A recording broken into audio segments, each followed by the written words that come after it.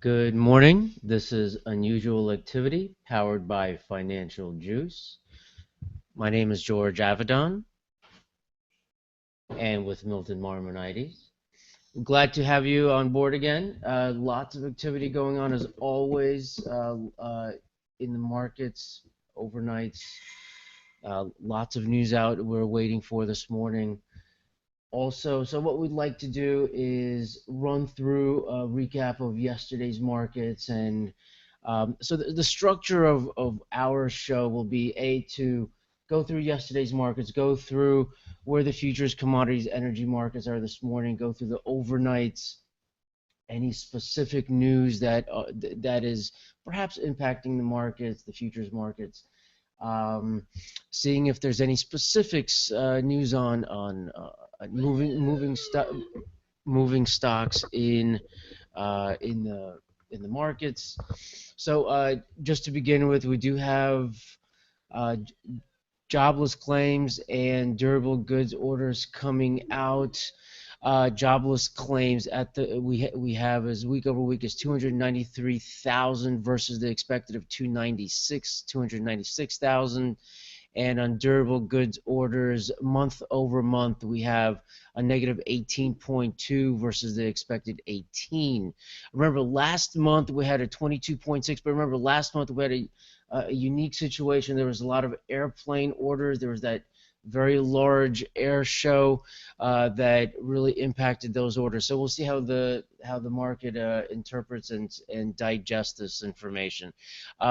U.S. continuing claims, we had a 2.439 million versus the expected 2.440. So again, we'll see what the response in the market is. Futures going into this news we're about down 3.5. We're down 3.25 now at 1987.75. So again, not huge impact yet, but again, we'll see how things we'll see how things are digested within the market. So what we'd like to do is really start to run through, excuse me, the yesterday's market. So the Dow finished at 17,210, up 0.9%.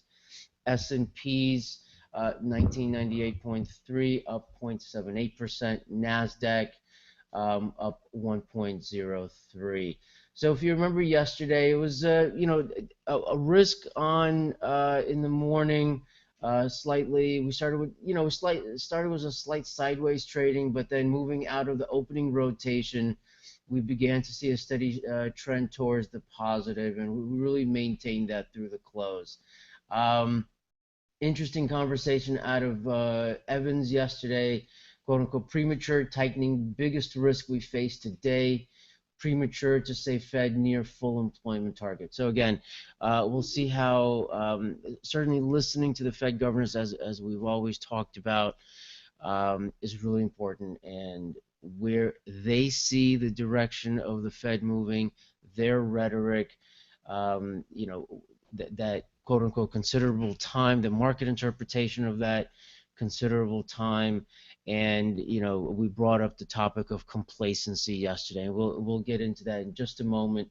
Remember, housing numbers came out yesterday at 10 a.m. of 504,000 versus the estimated 403. So again, we want to highlight those as we're moving into today's market. So again, a quick check of the futures. Were down 3. Actually down 2.75, just ticked up a bit, 1988.25. We have oil at 93.41, up 0.61, 0.59, excuse me. Let's see, where are we? Gasoline up 0.0937, 2.7575. Heating oil 0.0138, 2.7030. So again, we are moving into the colder times of the year, so we should see that see how that plays out. Couple of things. So treasuries, 10-year at 2.542, 2.542.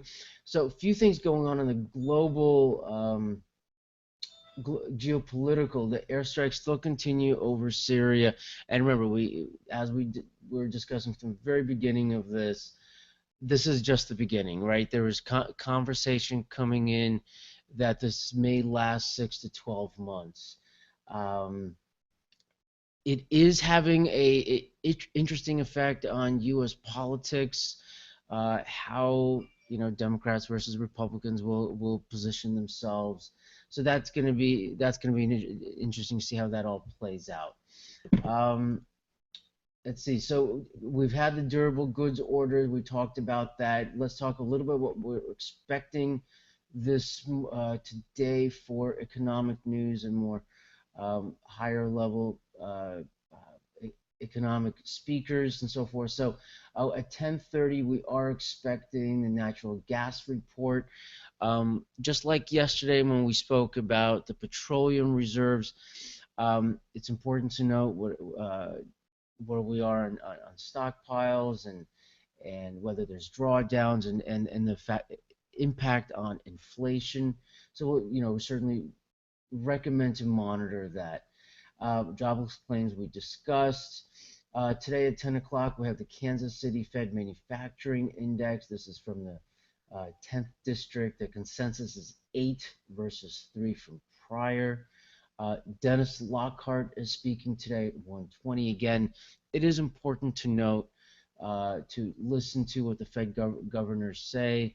If there's something unique that comes out of their conversation, their speeches and so forth, and the impact on the market.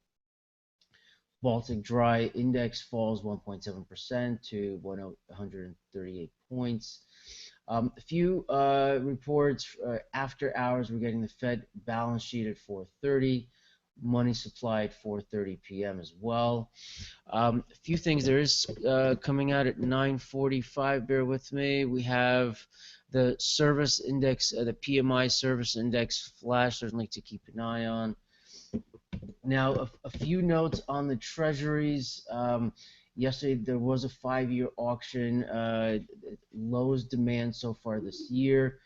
Eyes are on at 1 o'clock, the results of the same 7-year auction today. It's expected the yields will be higher for the $29 billion auction. So certainly look out for that. So in overnight markets, the Nikkei up 1.28%, Hang Seng down 0.64. If we take a look at the current European markets, bear with us one moment. We have the FTSE actually just turned a bit lower. We'll correct that, down 0.15%. The CAC is up 0.18%, and the DAX in Germany is up 0.38%.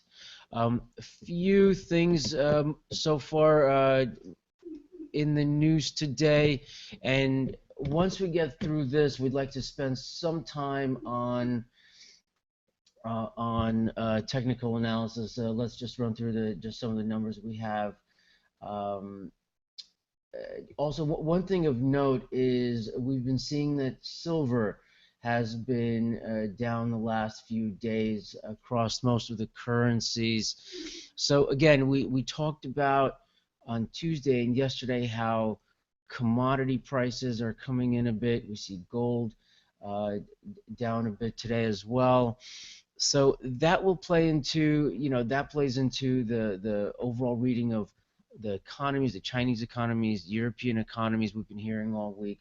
So that's an important note.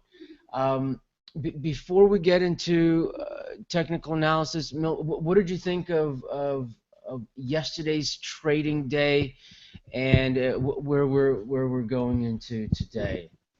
Well, to go over yesterday's numbers, when we were going over support levels and resistance, we noted the key level supports in the ES futures were around 1968 to 1970. Yesterday's action, we bounced right off of 1969.50 and then traded to close to highs of the day. When it comes to today's action, we can see that there is some sort of an exhaustion from the move yesterday. Keep in mind of the holidays today, there will be very limited volume, so you may see some exuberant moves here or there, but nothing really to put your finger on. Excuse me. The numbers clearly yesterday were stated were the 1970, like we said, the support to the 1980 resistance levels.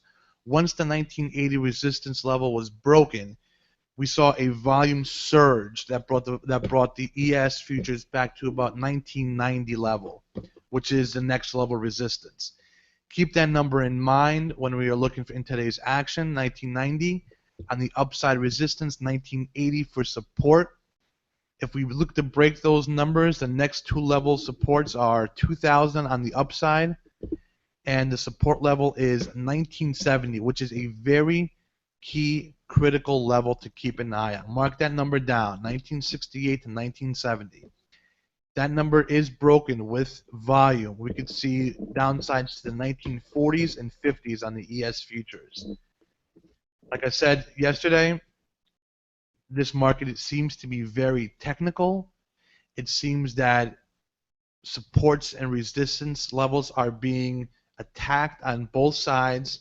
Clear example will be yesterday when we bounced right off the support level we gave at 1970, bounced right off that and just stretched to highs of the day. Once it broke 1980 resistance, we saw the volume come into the market and we saw it close near the highs of the day. Keep those two numbers in mind, which we said earlier, 1980, 1990 today. Key numbers 1968, 70 on the downside and 2000 on the upside. Regarding, I'll just do a quick gold and oil as well. We had some people asking questions earlier regarding those two levels. Regarding gold, we have a key level support around 1200 to 1203. Resistance levels are around 1220. We are currently in that support range if you look on a technical chart. So the numbers could be fluctuating in that range between 12 to 1220. Either break or to the up or downside will be significant, so keep those two numbers intact. Regarding oil, we have key level support right here around the 91 levels. The range is right here. Our support levels are between 91 and 95 resistance, so we should see the markets in oil trade between these two levels consistently until one is broken with volume. If we have a break to the downside, we have next level support in the 80s, mid to high 80s, and on the upside, if resistance is broken, we can see possibly 97.5 to 98 on the upside. So those are our technical views on the futures, ES futures, gold, and oil. Keep those numbers on a list to watch if they are broken on either side. And right now, as we can see, there is a small little risk off going on right now. We had the ES futures dropping about 2 points, with the US dollar JPY also breaking down around 109. That has also been a very technical indicator on the markets, is the US dollar versus JPY. Currently it's at 109.15, but you can see a strict correlation on the trading side of the JPY to the ES futures. And George, that's basically a breakdown of what I feel on the technical analysis side. Perfect. No, Milt, I think that's great. One of the things what we always talk about is the impact of geopolitics, right? So right now, what I always think about, certainly, you brought up the range of, for example, on oil from 91 to 95. How would you think a trader, so keeping in mind there's technical analysis involved, right? But there's also a little bit of geopolitics, right? So when someone is trading, whether it's crude oil or futures or any particular stock, one certainly has to have their stops in place, correct?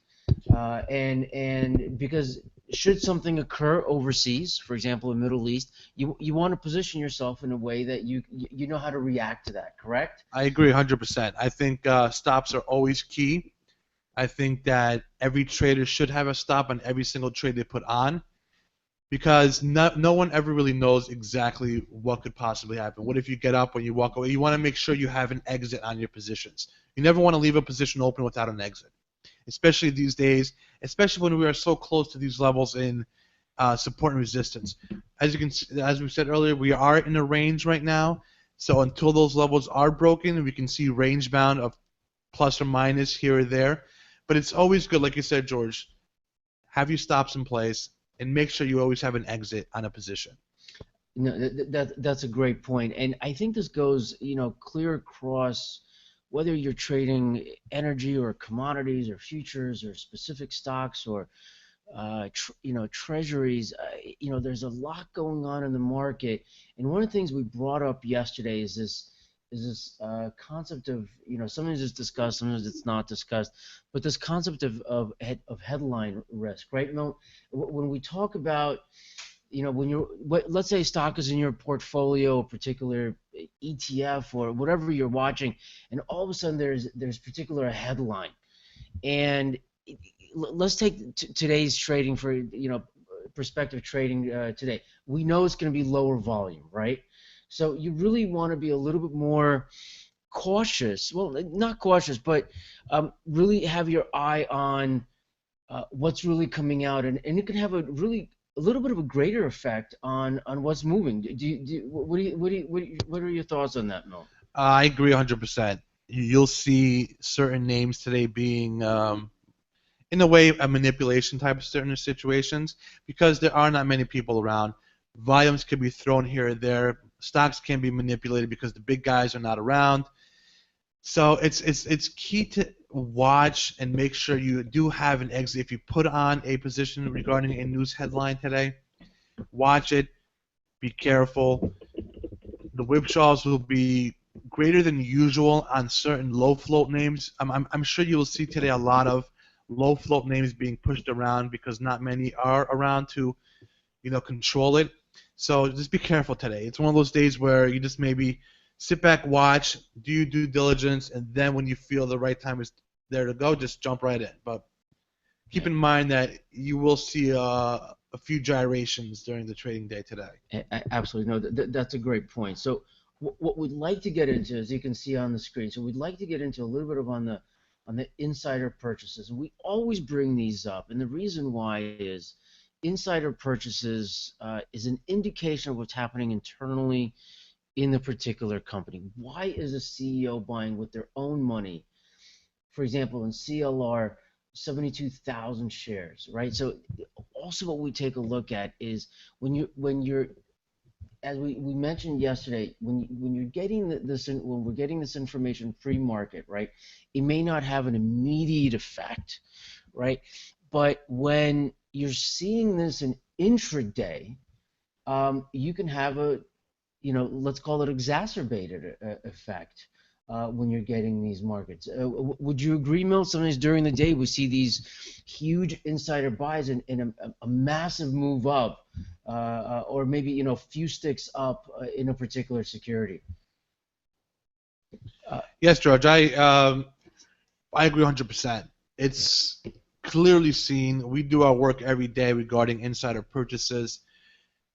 It's clear that many people look at that information because once a inside purchase hits the wires, the initial move is dramatic. You can say 1, 2, 3% move sometimes following an inside purchase, especially if it's a large purchase and a Correct. purchase made by a CEO or a CFO. It's something to keep a close eye on, Absolutely. especially during the day, even pre-market. The way I think of it is, think of yourself owning a business. If you're buying more shares in your business, do you not believe your business is going to get better? You wouldn't be buying if you believe your business is getting worse. So many people believe an inside purchase is a big positive for every company that is being either purchased by a CEO, CFO, even a director, even the low level employees at firms are key, because why would they, who do not make as much money as a CEO, be purchasing company stock? They believe in the company, they believe in the future. So it's always a good indication when you see an insider purchase during the day, especially even overnight or pre-market. I think that's a great point, Milt. One of the things that we look at, and a few industry insiders that we speak with, they not only look at CEOs and CFOs or CMOs or 10% owners. As Milton said, they also, we also look at directors, because remember, directors don't make as much money as a CFO or CEO or chairman. Why would they buy particular securities with their own money and taking that risk on in investing in the company that they work for, right? So I think that's a really big. So for example, when we take a look at the CLR, and what we take a look at is, so for example, Continental Resources, average volume on a last 3 months, 1.9 million shares. CEO buying 72,000 shares at $67.45. So again, very interesting. We'll take a look at CUZ. CUZ average volume 1.9 million. Again, over the last 3 months, chairman buying 10,000. And that's on Cousins. NEWM, New Media. So for example, we have a CFO, CEO purchasing combined, 60,000 shares. So average volume in the security is 282,000 shares on an average day, right? So again, so that's something to really note. AXDX, bear with me one moment.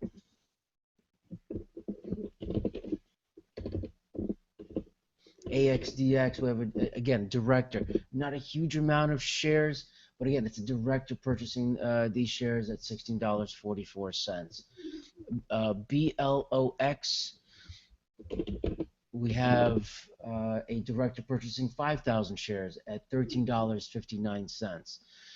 And again, we'll see how this is interpreted by participants. Also taking a look at, when we take a look at all of these movers, is who are the institutionals holding the security? Is it more CEOs, more of the CEO holding the shares, chairman's, director, so forth, 10% owners holding the shares, buying more shares? Why are they buying the shares? So, we're from the ilk of, we use the, if you will, the expression, the mosaic theory, where we put everything together. We have this information here. Is this on the heels of perhaps an upgrade? So for example, back to CLR, there was an upgrade earlier in the security. So could that be the reason that the CEO is purchasing the stock, right? So for example, September 19th, Continental Resources was upgraded by Global Hunter Security. So again, really putting all of that in the mix. We discussed HCOM,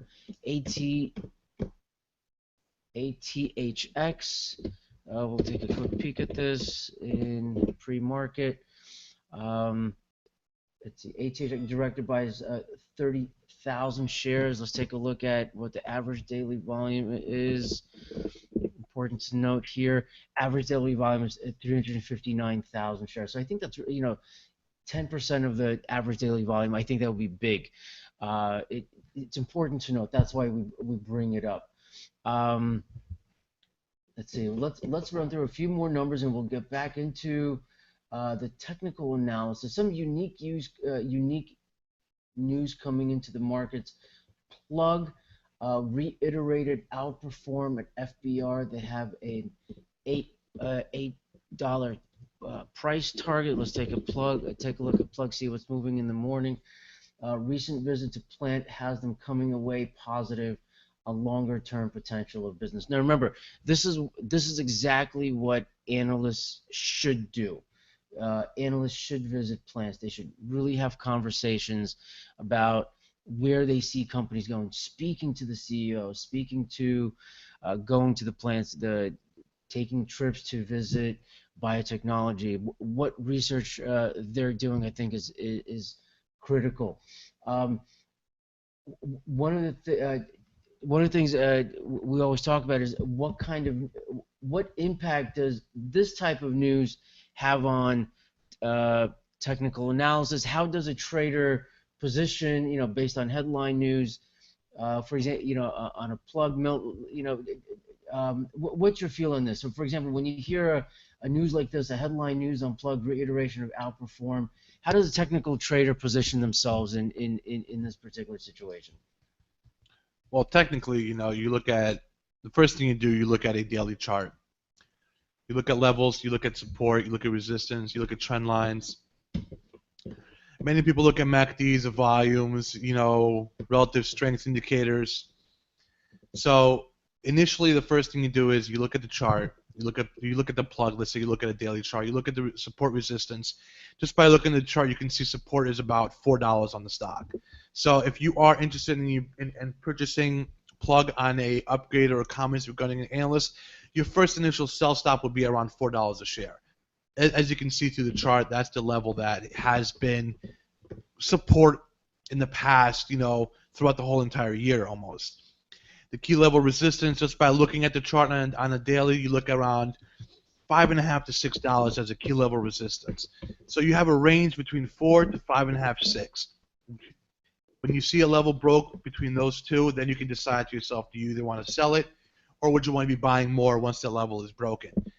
Like I said, initially just by looking at the plug, your support levels around 4, resistance around 5.50, 6.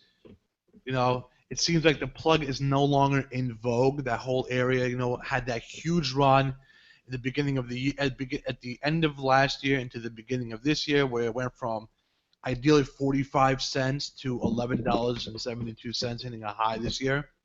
So clearly, it's levels. It's a area that has had that momentum in the past, which could have it again if more positive news starts coming out and more people start looking at it again. But key levels: $4 support, 5.50, $6 resistance, range bound until those levels are broken. Milt, I think that's, thank you very much. I think you bring up excellent points. Is, the concept of being quote unquote in vogue, right? Um, there are times when volume just goes away, right?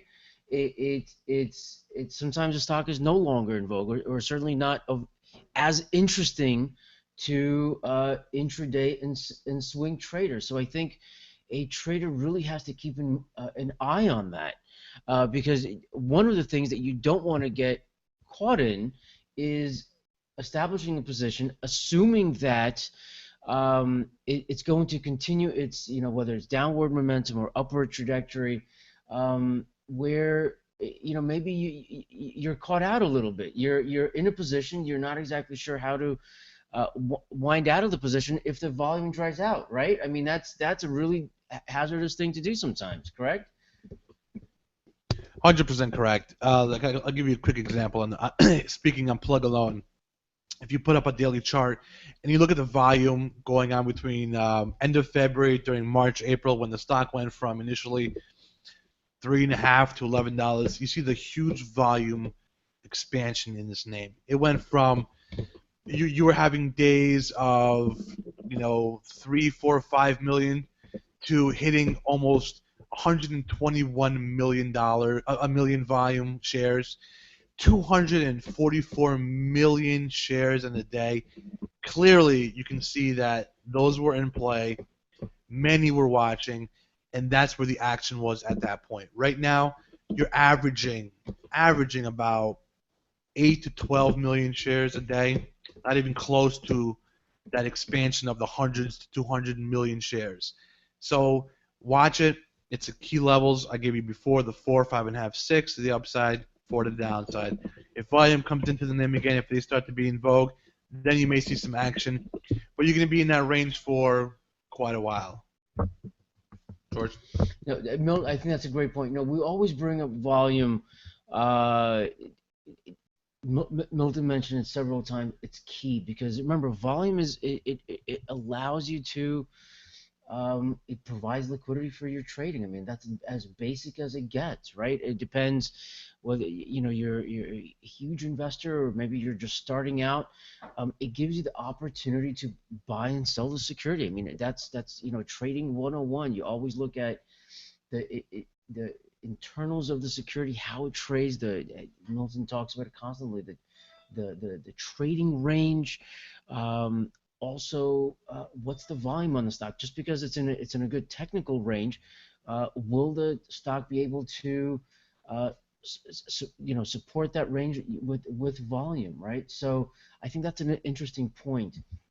What we also, again, during our conversations, we'll just jump into various securities and see what we're seeing out there in the market. So our objective is just to provide you as much information as possible to get you ready for the markets.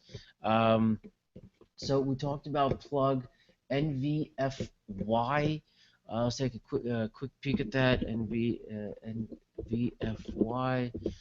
There is news coming out to it's going to expand its franchise network in partnership with AbleJoy, one of Charter's largest franchise operators. We do see a decent pop in there, right? I mean, we see. Um, let's see if we take a look at average daily volume. Let's see what I'm sure the volume will certainly increase on. Well, not certainly, but we'll see if the volume increases on that. Bear with me while I get that information. Average daily volume. Average daily volume is 125,000. So I think, the fact that it's already up in pre-market, we'll see how effective the effect of that. One of the other absolute headline news, and we've seen that over and over again. Certainly, China is a force just by this sheer size of the population, sheer size of the opportunity. Anytime you mention China in a particular, as companies begin to expand, it's going to, that's on. I'm sure that's on many algorithms as they're searching through various information. Would you agree, Milt? I mean, China is just a massive force, and anytime you get that into a particular security, whether it's just a headline or just information, I think it's just a huge implication. I agree. Whenever you have anything regarding China and any type of security being involved, you're going to see a lot of fluctuations. You're going to see a lot of people looking at it. No one really knows the Correct. ability of what could China do for a specific equity. It could be meaningless, Right. which in all honesty, 80% of the time it is, or it Right. can be something substantial. So it's Right. always key to watching, do your work, do your due diligence, and then evaluate the position and look if it's something you're interested in, putting a small stake into, or just stepping aside and be like, you know what, let me just see what the action is going to be. Exactly, and this is a great point. So this is Novo Lifestyle, right? NVFY.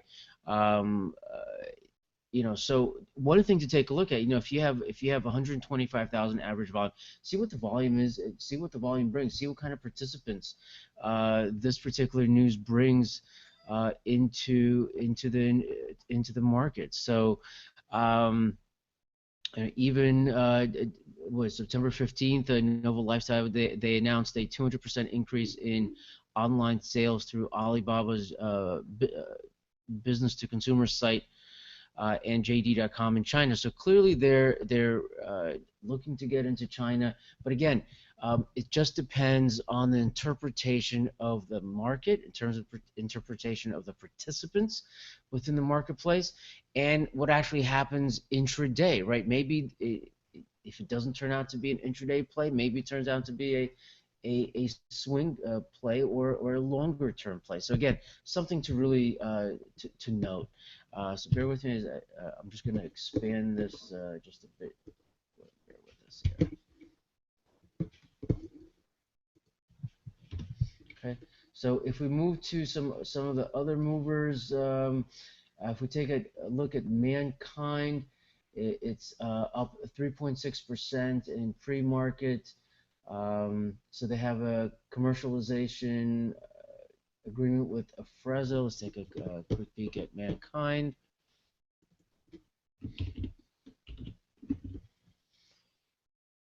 So, yep, it's up 3.6% in pre-market. So again, so we'll see how we do as we're coming into this into the trading day. RNN, this is something that we discussed yesterday, as a matter of fact, in the morning. RNN, remember they had the orphan designation from yesterday from the FDA. And again, an orphan drug designation. So clearly, when we talk about orphan designation, this is a designation that FDA gives certain biotechnology companies that they're working on specific drugs that do not affect a large population, right? And that's important to know. But again, if we looked at yesterday's trading day, there wasn't. Would you say, Mo, there was kind of a I would say somewhat muted response, right? But now, we're up 11.8% in pre-market. So clearly, sometimes headline news don't immediately impact a particular security, right? Yeah, like George, like I said yesterday, you have to do your work. You Right. know, you see a headline, do your due diligence, and then make a decision. Sometimes it takes a day, sometimes it takes Correct. longer. Correct. You know, you digest it, you read it, you examine it, you get a feel, you make your calls. Then sometimes a day or so later, you put that investment to work. But, it's something, like yesterday when we talked about it yesterday morning, it opens people's eyes.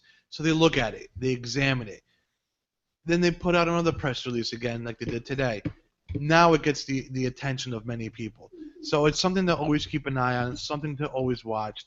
And in the end, do your work. If it's something you like, go for it. Absolutely. No, that's a great point, Milt. So one of the things, one of the themes you'll hear us talk about a lot is the fact how news is disseminated throughout, whether it's a press release. Excuse me if there was a little bit of movement on that. A little bit of how news gets disseminated into the marketplace, right? Typically, from what we found over the years is, there's a certain few that get initial information. It gets passed around certain desks. It's digested through, the institutional levels, hedge funds, larger trading organizations, and then, maybe you'll see a press release. So I think a good trader really begins to, as Melissa said, due diligence is something we talk about a lot. And it would be who of the trader to really do their work. What does it mean for the company? Who else knows about this? Who has, who's holding large positions in these particular securities? So I think that's really important to know. Moving on, we have full FULL. I'm sorry, FUL. Forgive me. So it's down 15.8% of pre-market. HB Fuller profit down, outlook weak. So currently at 37.14. If we take a look at some of the average daily volume on full, let's see what impact that will be. Let's see, average daily volume 264,000 shares. So again, we'll see how this works out. We'll see if greater volume enters this particular security. Let's see what impact it will have in the trading day. JBL Jabil jumps 5% of fiscal year Q4 beats. First quarter view beats firm's year earnings per share view. So again, and then to JBL, Bank of America says Apple has finally become a tailwind for JBL circuit. So again, we'll taking a look at JBL. Let's see what it's up at $21.83. Currently in pre-market. We'll see how things progress on that. AIXG. So there is China again with AIXG, up 14% in pre-market, receives large multiple tool order from China, right? So if we take a look at it's currently at 14 and 20 cents. Very interested to see what the average daily volume is. in this. And again, average daily volume is just a barometer, right? See what possibly could happen in a particular security. So, for example, average daily volume is 47,000 shares, right? So already we see in the morning, we're certainly going to 100% surpass that. Um, One of the things we talked about before is really being careful with names such as this. What happens a day or two after this particular news, right? Will What happens with the orders? Is there confirmation of the trade and so forth? So I think that's really important. Milt, any thoughts on when a trader gets into such a position? Watching the market, watching the volume is critical here. We talked about that. Um, how would a trader, for example, approach such as a stock like this? Very low volume initially, all of a sudden, great news, AIXG from China. So multiple orders from China. Um, initially I would approach it with a little bit of caution. Correct? Always have to, George. Always have to. You know, like I always say, when it comes to anything regarding a news headline, especially when it's in China, you always have to be careful. Do your work. It's something where you really do not understand the breakdown of the orders, the breakdown of the deals. Look at the volume, see what the volume is all about. As we can see, the average volume, like we said earlier, it's not much. It's a very low flow, low tradable security. Watch the volume today. See if it comes in. See what they do with it. Right now, it's up over $2, right, George? About Yeah, dollar about 60. 14%. Yes, yes. So it's something where I wouldn't be chasing, especially in ADR. It's very difficult. I wouldn't be chasing. Watch, see what the action is, see what the volume, how the volume comes in. After you evaluate it, see a few hours of trading movements, then you could decide on what you want to do with it. The news looks good. Clearly, it's a positive for the stock, up over 14% pre-market. Yeah, Always do your own work. Always do your own due diligence. Figure it out, and then evaluate what you want to do with it. But volume is key. If we see a large volume surge today, it will, it will give the move a more of a conviction type move, because you see a lot of people going into the name without selling it off. But watch the volume and watch the action. See if the volume continues to move to the upside, or see if the volume comes in where everyone is selling.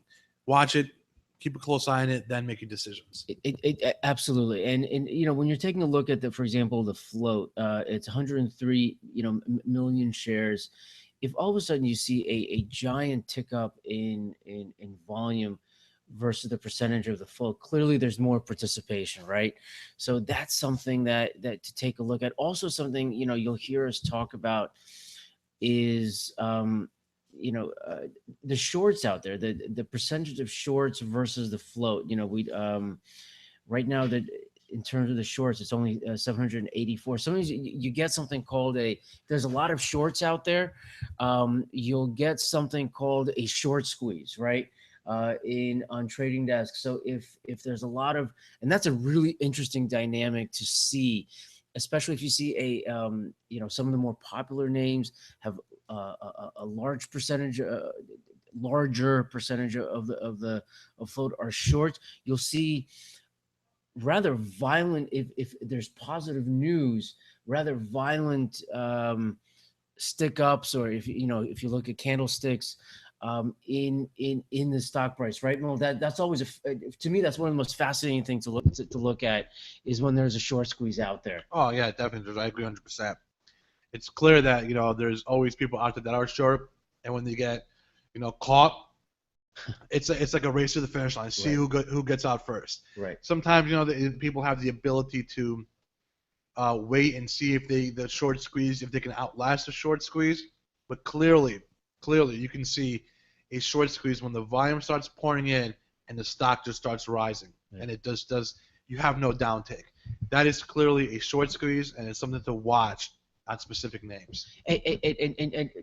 Let's define a short squeeze. A short squeeze is, and forgive us if we didn't before. So a short squeeze is when someone is short and the stock is going up, and you want to cover your short. You want to get out of your short, and a short squeeze is when there's a lot of shorts out there. And as Milton said, it's a race to the top, right? Who wants to cover their short first? So that's where a short squeeze really takes place. So from, we talk about technical analysis. You always want to take a look at those really main resistance levels when you're in a particular short squeeze. That plays into that particular trade as well. So again, we'll talk about particulars as we go through this information. MHR up 10.6% in Magnum Hunter Resources report new record at Eureka. Let's take a look at MHR in pre-market. Bear with us. Yep. So we definitely see a higher trade there. Last $6.34 cents, 31 cents. Excuse me. Moving on there. So one of the things that we'll talk in just a few minutes. We're going to return to technical analysis before we're going to have a quick look at where we are on the futures. Futures are lower, 6.25, 19.85, 25. We have the 10-year 2.540. So again, that's the 10-year is still in that area of 2.5, somewhere between that 2.4, 2.6 area, and the consensus is maybe we'll be there for a bit of time, but again, it's we'll see. Certainly a lot of Fed speakers out there within the last few days, certainly continuing on today. So we'll take a peek at that. This stock that's been in conversation recently is GoPro. A lot of information about that. Is that there could be some shorts in GPRO, but again, GPRO has been in play, so we'll see how things play out. So as we get ready for the markets, let's take a quick peek at the European markets. We see slightly turning lower, but again, it's slight. Again, we just a reminder, we will today and tomorrow Jewish holidays, so you'll see we'll see a decrease in volume, and certainly the implication on that is could be a little bit more volatile. There's a little bit fewer players today. We'll see if there's any headline news, maybe you'll see a little rougher reaction, a little bit more stronger reaction, if you will, to particular moves. So we see the FTSE down 0.38%. The CAC, let's call it flat. It's really just down 0.05, and I think the DAX is down 0.07. One of the things we'll always encourage you is to give us feedback as we develop this out, and we will have guests on the phone to talk about certain really topics that we feel a trader should be aware of. We'll be introducing fundamentals, how to understand fundamentals quickly, and the implication on the markets. Certainly we'll be talking about technical analysis, which is big. Everyone's into technical analysis, but it's really important to understand what impact does it have? How do you implement trading analysis in your everyday trading, even in the environment that we're in, an environment of news-driven, headline news, and so forth. One of the other things that we'll begin to introduce, hopefully tomorrow, perhaps Monday, is we mentioned this is options. Watching options of a so watching equity derivatives options in based on a stock, whatever it is really important. So that's really we'll begin to implement that. There over the years we've realized there are certain things that really affect intraday and swing trade longer term volatility, and that is understanding what can affect it. News, certainly headline news, um, more macro news. Certainly, if something comes out of the Middle East that spooks the market, maybe something unique that comes out of something of Syria. Maybe there are terror alert warnings.